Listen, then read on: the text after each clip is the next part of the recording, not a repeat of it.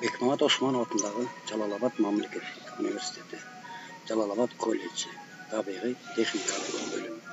Тойрат 2017 байқасы.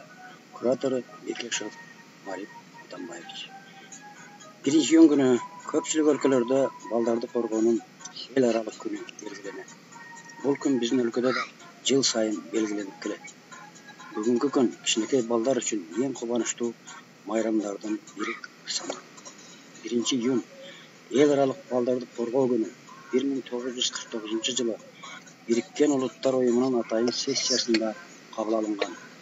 Ушул жылдары балдарды коргоо маселеси эл аралык деңгээлдеги абдан актуалдуу маселелердин бири болгон. Анткени согуштан кийинки ачкачылык жылдары көптөгөн балдар жетим жана ароз калышкан. Аларды ар кандай жугуштуу оорулардан, балдар арасында кылмыштуулуктан жана башка жагымсыз жагдайлардан коргоо үчүн ушул күн атайын белгиленип калган.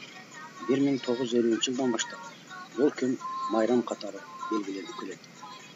Балдарга көңүл буруу айрыкча советтик мезгилде жакшы жолго коюла баштаган. Ал эми өлкөбүз эгемендүүлүк алгандан кийин жыл сайын 1 июнь майрам күнү аталып, ар бир үйлөрдө майрамдалып келет.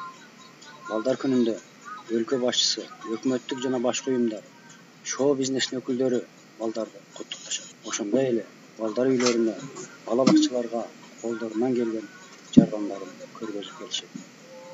Фонддор, жеке ишкерлер жыл сайын эл аралык балдарды коргоо күнүнө карата спорттук оюндар, майрамдык кечелер, белектер, экскурсияларды уюштурушуп келишет. Сен жылмайсаң, аалам жылмайт. Сен кайгырсаң, аалам кайгырат. Дагы бир жолу акылдуу, адеп ахлактуу, тарбиялуу балдарым, майрамыңар кут болсун. Бар бол, балалык.